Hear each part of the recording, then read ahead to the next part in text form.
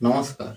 আজকে যে বিষয় নিয়ে কথা বলবো সেটা হচ্ছে কোনো হিন্দু মেয়ে বা কোনো মুসলিম মেয়ে বা খ্রিস্টান মেয়ে বিধর্মীর সঙ্গে সম্পর্কে জড়ালে সামাজিক পরিস্থিতি কি হয়, বা একটা ছেলে কোনো বিধর্মীর সঙ্গে সম্পর্কে জড়ালে কিরকম সামাজিক পরিস্থিতি তৈরি হয়।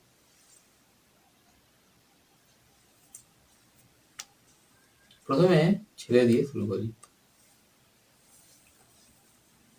আসলে সমাজভুক্ত মানুষ, পুরোনো দিনে সমাজ যতখানি জরুরি ছিল আজকের যুগে হয়তো তত নেই, কিন্তু তারপরও সমাজকে দরকার পড়ে, বিভিন্ন কাজে সমাজকে দরকার পড়ে। তো প্রথমে 20-30 বছর আগে যে পরিস্থিতি হতো সেইটার কথা বলবো। কোনো ছেলে যদি, সেটা হিন্দু হতে পারে, মুসলিম হতে পারে, খ্রিস্টান হতে পারে, তার ধর্মের সঙ্গে মেলে নিয়ে এমন ধর্ম, সেই ধর্মভুক্ত মানুষের সঙ্গে সম্পর্কে জড়ালে, মেয়ে ছেলের সঙ্গে সম্পর্কে জড়ালে তার পরিবার প্রথম তার বাধা হয়ে দাঁড়াতো। পরিবার জানতে পারতো, ছেলেরা সাহসী হয়, ছেলেরা এই কথাগুলো বলে দেয়। তখন পরিবার জানতে পেরে বলতো, তুই যে ওকে নিয়ে আসবি মেয়েকে, বিধর্মী একটা মেয়ে অন্য ধর্মে, বিধর্মী কোনো গালাগালি নয়, বিধর্মী মানে অন্য ধর্ম, তা তুই যে এইরকম বিয়ে করে নিয়ে আসবি, ও কি আমাদের ধর্ম জানে, আমাদের ধর্মের নিয়ম কানুন এগুলো জানে? তা লোকের কাছে কি পরিচয় দেবো? লোক তো চিৎকার করবে, তখন আমরা কি বলবো? তো এই কথাটা শুনে ছেলেটা সরে গেলে ভালো, না সরলে বাড়ির লোক চাপাচাপি শুরু করতো। ওই যে যেখানে গিয়ে দেখা হয় সেইখান থেকে যাওয়াটা বন্ধ করতো। এটা স্কুল হতে পারে, কলেজ হতে পারে, বা অন্য কোনো কাজে যেখানে যেত সেখানে যাওয়াটা তার বন্ধ করে দিত। বন্ধ করলে হবে কি, একটা সময় ধীরে ধীরে ধীরে ধীরে ছেলেটার মন থেকে বিধর্মী মেয়েটার স্মৃতি বিলুপ্ত হয়ে যাবে। আবার একটা পদ্ধতি ছিল যে ছেলেটিকে এইভাবে বলা, যে তুই যে এই যে বিয়ে করবো করছিস, তুই কি কোনো টাকা কড়ি উপার্জন করিস? তা তোর বউকে কে খাওয়াবে বল? বাপের পয়সায় খাওয়াবি বউকে? ছেলেটার চৈতন্যে আঘাত করা হতো এইভাবে। তো সেটা কাজলে হলো, কিন্তু যে ক্ষেত্রে ছেলেটি প্রতিষ্ঠিত, সেক্ষেত্রে বাড়ির লোকের কথা শুনবে না শোনার সম্ভাবনা বেশি। সেই ক্ষেত্রে বাড়ির লোক যদি খুব গড়রাজি হয়, তাকে ছেলেটাকে আলাদা করে দিত। আবার কখনো কখনো এমনও হতো, মূলত শহরাঞ্চলে চুপি সারে মেয়েটিকে মেনেও নেওয়া হতো, অর্থাৎ ছেলের বউকে মেনেও নেওয়া হতো। কিন্তু এইটা সমাজে জানাজানি হলে তাকে তো নিন্দিত হতে হবে, তো নিন্দিত হয়েও সে ওইটা মেনে নিত। কিন্তু মেয়ের ক্ষেত্রে, আসলে মেয়েদের ব্যাপার নিয়ে প্রত্যেক সমাজেরই চিন্তা একটু অন্যরকম। মেয়েদের তো পরবর্তী জীবনের ব্যাপার থাকে, অর্থাৎ বিয়ে হয়ে গেল মানে সব মিটে গেল এমন নয়। বিয়ের পরও সুখী জীবন বা হ্যাপি লাইফ নাও হতে পারে। বিয়ের পরও বিয়ে না হওয়ার মতো অবস্থা হতে পারে, বিয়ের পরও বিয়েটা ভেঙে যেতে পারে, এত কিছু হয়। পুরোনো দিনের লোকেরা হিন্দু হলে বিয়ে ভাঙার কথা ভাবতেন সাধারণত, অন্য ধর্মগুলোতে হয়। ফলে অন্য ধর্মে বিয়ে করলে হিন্দুর ক্ষেত্রে তো এই ভাবনাগুলো থাকে। আর মুসলিমের ক্ষেত্রে বা খ্রিস্টানের ক্ষেত্রেও তাদের মেয়ে বিধর্মীর কাছে গিয়ে সম্মানিত না হয়ে, প্রথম কথা বিধর্মীর কাছে গেলে সম্মানিত হওয়া দূরের কথা, বিধর্মীর ধর্মে যাওয়া মানে সে একটা ঈশ্বর মনোনীত ধর্ম থেকে ছিটকে যায়। এটার জন্য তাকে পরকালের জীবনে কষ্ট পেতে হয়। সে যেভাবে ভাবতো আমি সেটা বলছি, সেখানে সেটা তারা হতে দিতে পারেনি। ফলে মেয়েদের ব্যাপার নিয়ে মেয়েরা একটু আবেগী হয়, তো চিরকালই আবেগী, তা সেই জিনিসটাকে তাদের মনে করে মেয়েদের ব্যাপারে ছাড় নেই সেই জন্য। তো এইখানে এক্ষেত্রে এই 20-30 বছর আগে যে ব্যাপারটা বলছি, সেখানে কমিউনিটির ব্যাপার থাকে, গ্রামাঞ্চল একটু কম লেখাপড়া জানে, এইরকম যে কমিউনিটি কাছাকাছির মধ্যে থাকে হিন্দু মুসলিম বা খ্রিস্টান, সেক্ষেত্রে ওই মেয়েটিকে কোনো আত্মীয় স্বজনের বাড়িতে হিন্দু হোক, মুসলিম হোক, খ্রিস্টান হোক, ছেলেটির থেকে তফাৎ করার জন্য পাঠিয়ে দেওয়া হতো। এরপরে ছেলেটি যদি ভুলে যায়, ছেলেটির যদি অন্য জায়গায় বিয়ে বা অন্য জায়গায় ব্যবস্থা হয়ে যায়, তাহলে মিটে গেল। তো মেয়েটির ক্ষেত্রে এইটা হচ্ছে ব্যাপার। যেক্ষেত্রে সরানো গেল নি, সেক্ষেত্রে ভিন্ন ধর্মের সমাজকে বলা, ভিন্ন ধর্মের সমাজের যে মাতব্বর তাকে বলা যে তোমাদের পাড়ার একটা ছেলে এরকম করছে, একে বারণ করবে তো। আমাদের মেয়েরা এই জন্য পড়তে যেতে পারছে না, ঘরে যেতে পারছে না, ঘরে ফিরতে পারছে না, এগুলো বলতো। তাতে কাজ হয়ে গেলে ভালো। যদি কাজ না হতো, সেক্ষেত্রে একটা বড় সড়ো ঝামেলার ব্যাপার থাকতো। ওই সেই পুলিশ টুলিশ আসবে হবে, এইসব ব্যাপার। তো এইটা হয়। কিন্তু শিক্ষিত মেয়েদের ক্ষেত্রে, শিক্ষিত ছেলে বা শিক্ষিত মেয়ে যারা কলেজ ইউনিভার্সিটি যায়, তাদের ক্ষেত্রে, এদের ক্ষেত্রে ব্যাপারটা একটু আলাদা। আধুনিক শিক্ষা গ্রহণের ফলে ছেলেপুলেরা ধর্ম সম্পর্কে হবে একটা উদাসীন ভাব থাকবে, ধর্ম সম্পর্কে একটু উদাসীন হবে। মানুষকে সরল চোখে, সরল বিশ্বাসে বিশ্বাস করবে, মানুষকে জটিল করে ভাববেন। এই বোধ থেকে তারা বিধর্মী যে বিয়ে, তার দিকে এগিয়ে যায়। অর্থাৎ এই সুযোগে নীরবে প্রেম আসে। অর্থাৎ বিধর্মী মেয়েটাকে পছন্দ হয়, বিধর্মী ছেলেটাকে পছন্দ হয়। তখন তারা, এই ক্ষেত্রে হয় কি, ছেলে মেয়ে উভয়ই এই সম্পর্কগুলোকে গোপন করে বা অবহেলা করে। মেয়েটি ওই তার বন্ধু বান্ধব, ছেলেটি হলে তার বন্ধু বান্ধবদের বলতে বারণ করে। ছেলেদের সাহস অন্য জায়গায়, ছেলেরা ওই জিনিসটাই ফাঁস করবে একটু পরে, মেয়েদের মতো করে নয়। মেয়েরা যেভাবে ফাঁস করে সেভাবে নয়। মেয়েরা সাধারণত ফাঁস করে না, ছেলেরা ফাঁস করে। এই প্রেম সম্পর্কগুলোর কথা বলছি। তো এবার হলো কি, এরকম ভাবে এগোতে থাকে। আর মেয়েদের মধ্যে তো বিভিন্ন রকম ভয় কাজ করে, শিক্ষিত হলেও ভয় থাকে। আসলে সে শিক্ষিত, ছেলেটি শিক্ষিত, মেয়েটি শিক্ষিত, কিন্তু তার বাড়ির লোক তো নয়। তারা কি করবে? তো সেইখানে হয় কি, মেয়েটি বাড়ির লোকের কাছে ঘন ঘন ইশারায় কিছু কিছু বলে। যেমন মাকে বলে যে, মা, আমি যদি নিজের পছন্দে বিয়ে করি, তোমাদের কোনো আপত্তি আছে? মা জিজ্ঞাসা করে, তোর কি কোনো ছেলেকে পছন্দ হয়, বা তোর বাপ এরকম মানবে না? তখন মেয়েটি আবার কথা ঘুরিয়ে আবার সেই পয়েন্টে যায়, জায়গায় যায় যে, মা, আমি যদি কোনো মুসলিম ছেলে বিয়ে করি, তোমাদের আপত্তি আছে? মা যদি এইটাকে গুরুত্ব না দেয়, যদি ওটাকে হালকা ভাবে নেয়, তখন হয় কি, একটা দিন মেয়েটি পালিয়ে যায়। পালিয়ে যাওয়ার আগে হয় কি, ওই যে ছেলেটি তাকে বলে এইসব কথা, যে জানো তো, এই সম্পর্কের কথা আমার বাবা মা মানবে না বা পরিবার মানবে না। ছেলেটিও আশ্বাস দেয়, মানানোর দায়িত্ব আমার। কিন্তু মানানোর দায়িত্ব তার হলেও সেও বুঝতে পারে তো যে এই জিনিসগুলো হচ্ছে অসম্ভব একটা ব্যাপার। তো এই যা হয়। আর মুসলিম ছেলে আর হিন্দু মেয়ে হলে, এই যেটা বললাম এটা হচ্ছে, এই ভুল বলছি, যেটা বললাম এটা হচ্ছে মুসলিম ছেলে হিন্দু মেয়ে। এবার যদি হয় মুসলিম মেয়ে হিন্দু ছেলে, মুসলিম মেয়ে হিন্দু ছেলে হলে সেই একই জিনিসটা থাকে। হিন্দু ছেলে কিন্তু পরিচয় লুকোনোর চেষ্টা করেনি, নিজের হিন্দু পরিচয় দিয়ে তাড়াতাড়ি বলে। মুসলিম মেয়েটির দিক থেকে যদি উৎসাহ থাকে, তাহলে অনেক দূর যায় জিনিসটা। কিন্তু মুসলিম মেয়েটির পরিবারের দিক থেকে আপত্তি নেই, কিন্তু ছেলেটির পরিবারে যদি আপত্তি থাকে, তাহলে এই সম্পর্ক একটা সময় ভেঙে যায়। আবার এখানে হয় কি, অনেক সময় যে শারীরিক প্রয়োজন থেকে দুজনে কাজে থাকে অনেকদিন, তারপর ধীরে ধীরে ধীরে ধীরে আলাদা হয়ে যায়। ধর্ম পরিচয়কে সামনে রেখে আলাদা। তাহলে এখানে সমাজ কোথায় গেল? এতক্ষণ যে আলোচনা করলাম, এখানে সমাজকে ঠিক দেখা গেল। কিন্তু সমাজকে দেখা যায় ঠিক এইখান থেকে। কিরকম ভাবে? যে আগে যেটা বললাম, কমিউনিটি গুলো যেখানে একসঙ্গে, সেখানে মেয়েটিকে আলাদা করা হলো, মেয়েটিকে পাঠিয়ে দেওয়া হলো, দেখা গেল সমাজ নেই এখানটায়। কিন্তু যখন বারণ করা হচ্ছে ছেলেটিকে, তখন সমাজের ব্যাপার এলো।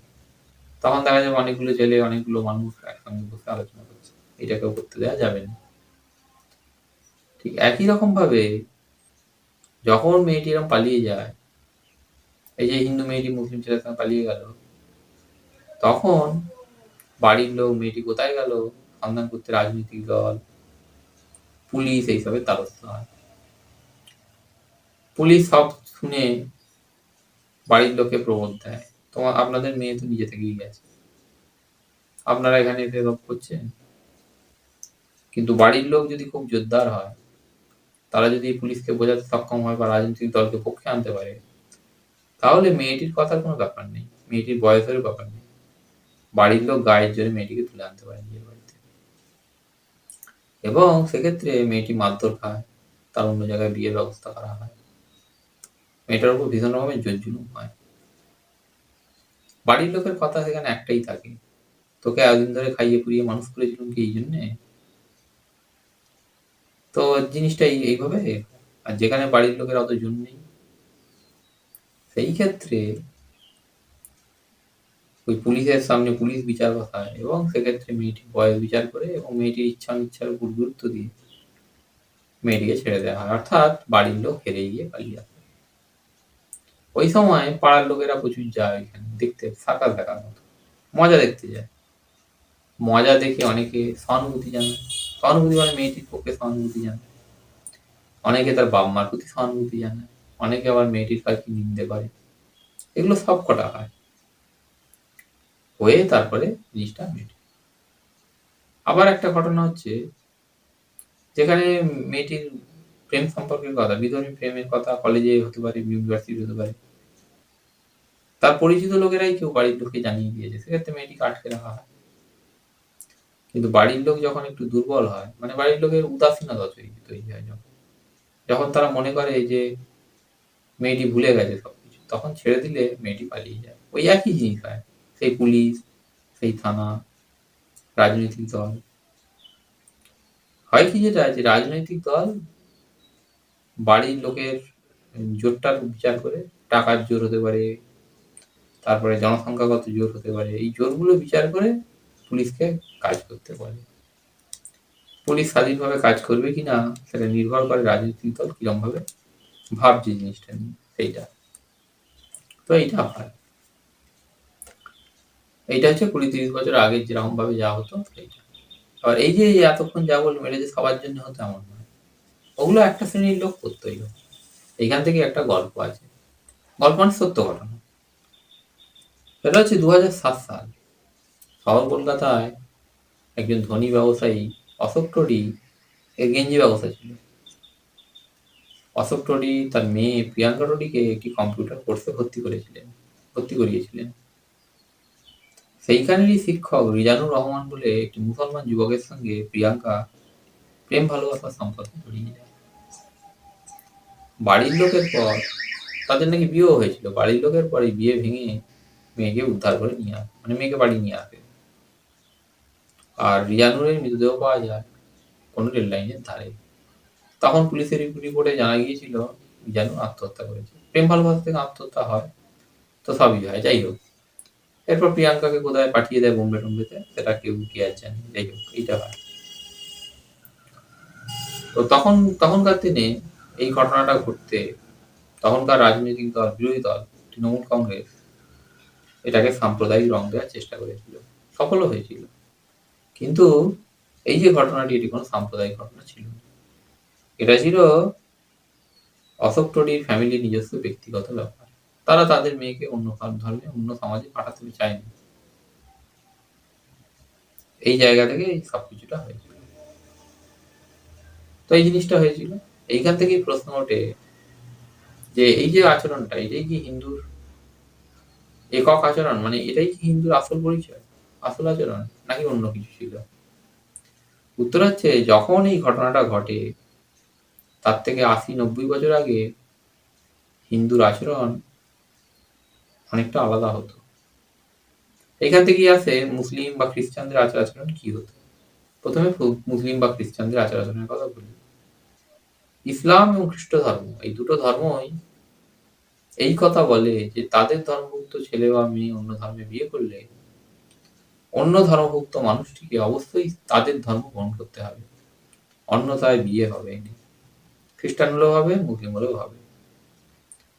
ইসলাম ধর্ম খ্রিস্টান এবং ইহুদিকে ছাড় দেয় কিছু শর্ত সাপেক্ষে মুসলিম নারী বা মুসলিম ছেলে বিয়ে করা, কিন্তু হিন্দুর ক্ষেত্রে কোনো ছাড় নেই। তাই আজ থেকে 20-30 বছর আগে হতে পারে, বা আজ থেকে 80-90 বছর আগে হতে পারে, বা আজ থেকে 100 বছর আগে হতে পারে, আজ থেকে 1000 বছর আগে হতে পারে, মুসলমানের আচরণ হতো, যদি ছেলেটি হিন্দু হয় সেক্ষেত্রে যে ধর্ম পাল্টাতে হবে, ধর্ম পাল্টালে বিয়ে হবে এবং তাকে মুসলিম পাড়ায় গিয়ে থাকতে হবে। আর যদি না ধর্ম পাল্টায় সেক্ষেত্রে বিয়েও হবে না, এই সম্পর্ক ওখানেই শেষ। এই জিনিসটা হতো, কিন্তু হিন্দুর ক্ষেত্রে বিচারটা অন্যরকম হতো। 80-90 বছর আগে গেলে দেখা যেত যে কোনো হিন্দু বাড়ির মেয়ে কোনো মুসলিম ছেলে বা খ্রিস্টানের সঙ্গে পালিয়ে গেছে, যার সঙ্গে, যার ধর্মের সঙ্গে হিন্দু ধর্মের কোনো মিল নেই, বা যার আচার আচরণ হিন্দু ধর্মের বিরোধী, তার সঙ্গে পালিয়ে গেছে, সেই ক্ষেত্রে সেই পরিবার ওই মেয়েটিকে বাতিল, বা ওই মেয়েটি পরিবারের কেউ নয়, বা ওটা সমাজভুক্ত নয় বলে ঘোষণা করত। আসলে ঘোষণাটা আসতে একটু অন্যরকম ভাবে, বাড়ির লোক একদম চুপচাপ থাকতো, যেন কিচ্ছু হয়নি। তারা খোঁজও রাখতে যেত নি যে তাদের মেয়ে ঠিক কার সঙ্গে গেল, পালিয়ে গেল। লোক জিজ্ঞাসা করলে তখন বলতো আমাদের মেয়ে মরে গেছে। না, তারা খোঁজও রাখতে আনতে যেত নি যে যদি পাশে মুসলিম পাড়া থাকে সেই মুসলিম পাড়ায় কোন ছেলেটার সঙ্গে পালিয়েছে, খোঁজ রাখারও দরকার মনে করতো না। তাদেরকে কেউ জিজ্ঞাসা করলে তোমাদের মেয়ে কোথায় গেছে, তারা উত্তর দিত আমাদের মেয়ে মরে গেছে। এখন এই মরে গেছে কথাটাকে কেউ নিন্দার্থে ধরতে পারে, কিন্তু এর তাৎপর্য হচ্ছে, এই কথাটার সরল অর্থ হচ্ছে আমাদের মেয়ে বিধর্মী সমাজভুক্ত হয়েছে। এটা হচ্ছে সরল অর্থ, অর্থাৎ এটার মধ্যে কোনো ঘোরপ্যাঁচ নেই। আমাদের মেয়ে মরে গেছে এই কথার অর্থ হচ্ছে আমাদের মেয়ে বিধর্মী সমাজভুক্ত হয়েছে। এবার কেউ তাকে বিরক্ত করতে পারে, অনেক কিছু করতে পারে, কিন্তু এইটার বলার মধ্যে দিয়ে সে তার সামাজিক সম্মানকে উদ্ধার করলো।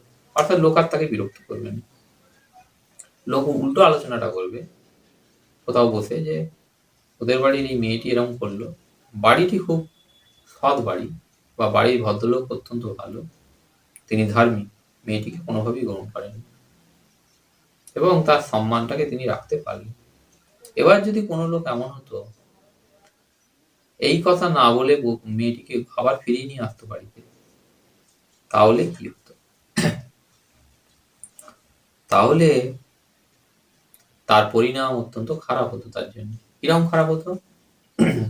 হ্যাঁ, ফিরিয়ে আনার পর একটা মেয়ের বয়স হয়েছে বিয়ে, তাকে বিয়ে দিতে হবে, একটা জামাই হবে, জামাই তাকে খাওয়াবে পড়াবে, কিন্তু ফিরিয়ে আনার পর তার কি হবে? ফিরিয়ে আনার পর তো তাকে আর বিয়ে করার জন্য কেউ নেই। উল্টে সমাজ বলছে, চারপাশের লোকজন বলছে, চারপাশের লোকজন মানে সমাজ, পাড়া মানে সমাজ, দুটো পাড়া মানে সমাজ, বিরাট একটা যায় জনগোষ্ঠী। তারা বলছে তুমি তোমার এই মেয়েকে পরিত্যাগ করো, মানে তাড়িয়ে দাও। এবার কেউ বলতে পারে যে এটা কেন তারা বলছে, তারা বক্তব্য হচ্ছে ওই মেয়েটি বিধর্মী সমাজ ঘুরে আসার সঙ্গে সঙ্গে ও অচ্যুত, এরপরে ওর সতীত্ব নষ্ট হয়েছে, ফলে ওই মেয়েটির যে আবার বিয়ে হবে এমন কোনো ব্যাপার নেই। একটা সতীত্ব হারানো মেয়ের সেখানে বিয়ে হতো না, হবে না।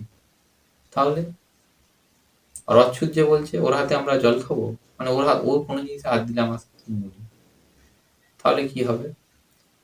বাড়ির লোককে সমাজ এইভাবে চাপ দিত যে তুমি যদি ওকে পরিত্যাগ না করো, বা তুমি যদি ওকে তাড়িয়ে না দাও, তাহলে তোমার সঙ্গে আমাদের এই লেনদেনের যে সম্পর্ক, লেনদেন মানে এইরকম, সেকালে একটা মানুষকে চাল ডাল, তারপরে নিত্যদিনের সবজি, পরনের বসন, বসন মানে বস্ত্র, তারপরে কাজের জন্য মুটে মজুর, এই সব কিছুর জন্য সমাজের দ্বারস্থ হতে হতো, সমাজের কাছে যেতে হতো।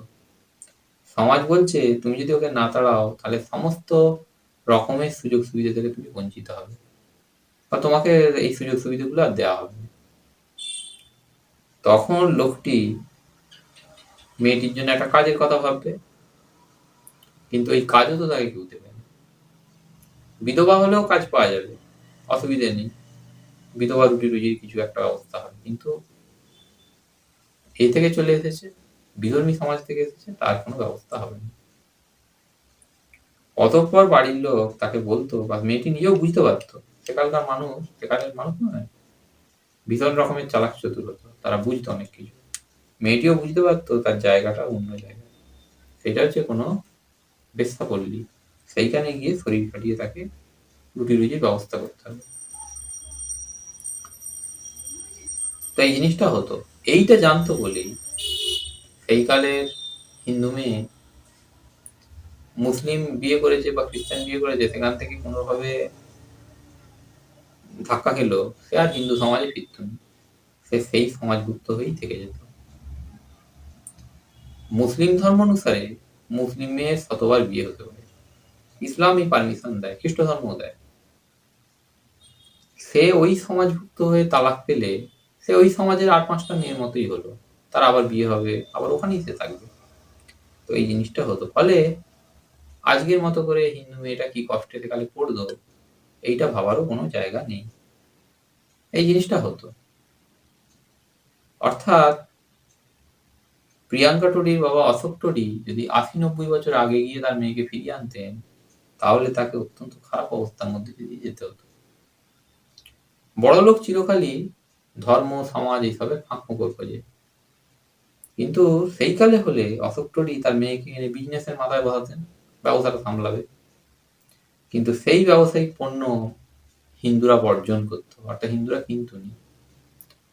তখন তিনি ওই ধার্মিক সমাজ দেখে তিনি বুঝেছেন ধার্মিক সমাজ, তাই সাধু সন্ন্যাসীদের হাত করে তিনি বলানোর হয়তো চেষ্টা করতেন যে অশোক টোডি ভালো লোক, তার মেয়ে প্রিয়াঙ্কাও ভালো মেয়ে, তোমরা মালগুলো কেন।